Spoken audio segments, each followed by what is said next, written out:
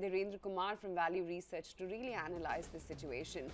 Dhirendra, the big question is, are debt mutual funds really in trouble or not, especially the post-Essel Group saga?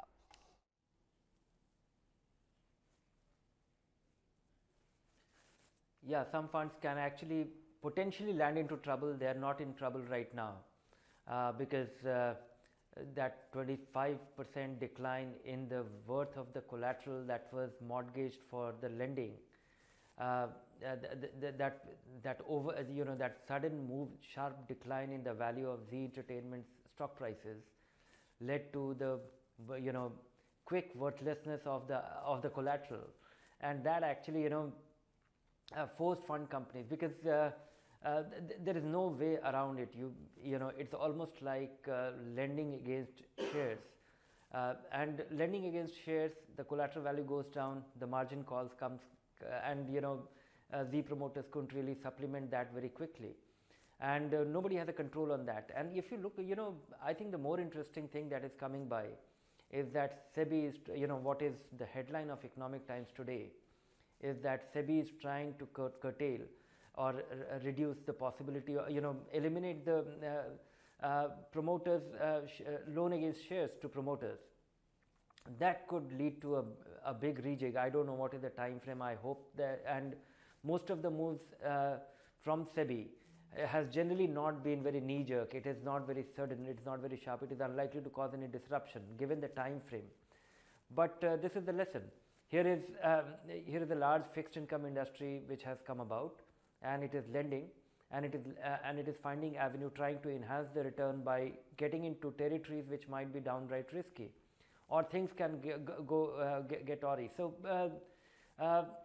I think right now, for investors, there's a very simple course. One just has to, there are many funds in which investors can't do anything. Fixed maturity funds which hold these fixed maturity funds, where investors hold,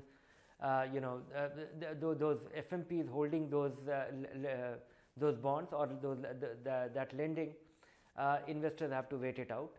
Hopefully things turn out reasonably okay, given that the underlying is not worthless, it is worthwhile.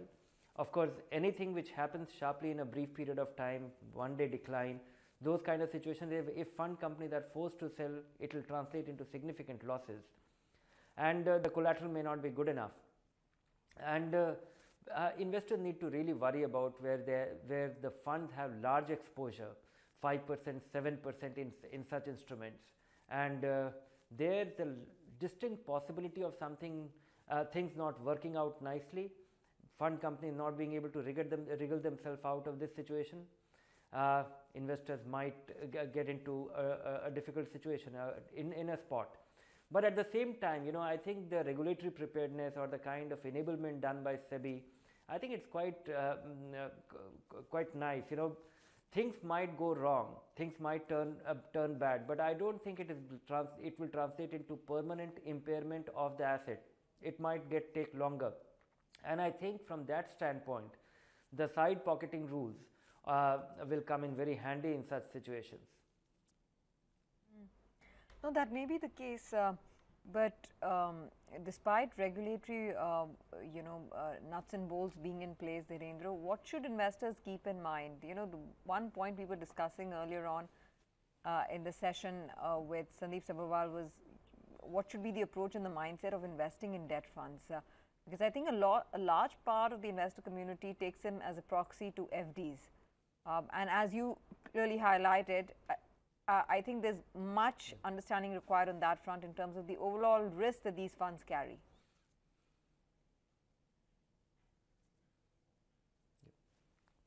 No, first and foremost, investors should make sure that they understand that this is not FD. This is not guaranteeing you any return, and you are entitled for all the return, less expenses, and and that return could be positive and negative too. So that's first thing, when it comes to any market linked investment.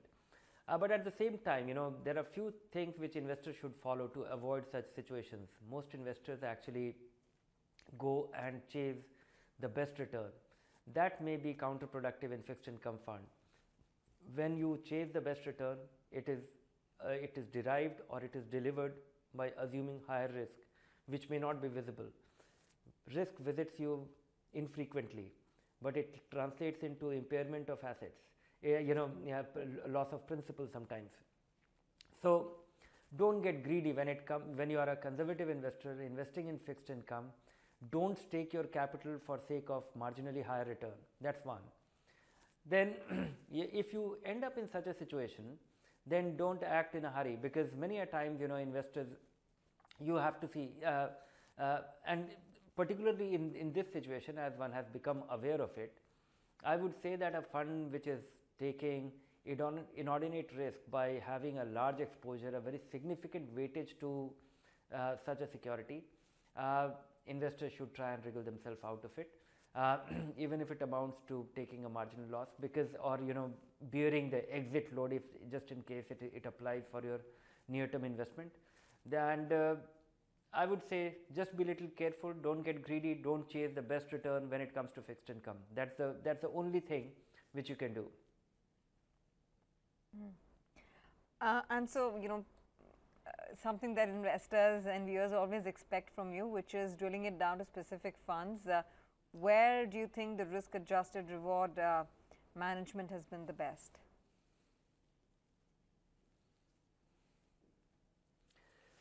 No, I think one should more than the specific fund. I think there are funds when it comes to fixed income investing. Investors should err on the side of caution, because the difference between a great category and a very dull category may not be meaningful. It may not be life changing.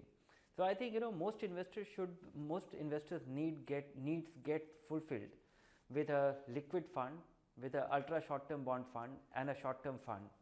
And I find that all the exciting funds, all the interesting funds, or funds which actually come on the forefront, they end up being disappointing for individual investor if you stay there for longer, or for a full market cycle, because fixed income by its very nature, if you are a beneficiary of an opportunistic call, then the very other side of it is that the returns will moderate, and an individual investor is not an active one. So be conservative, stick to these 2-3 fund categories, and that's about it, and that will fulfill most of your needs.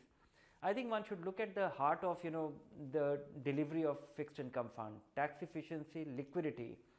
And tax efficiency, if you turn out to be a long-term fixed income investor, which most people in India end up being.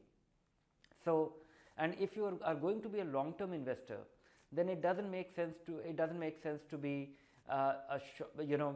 opportunistic investor in a fixed income category that interest rates are going down, so I'll go in a long fund, and rates are likely to come down, so I'll shift somewhere else, because you are deprived of the the tax break that comes by way of a long term holding for 3 years and more.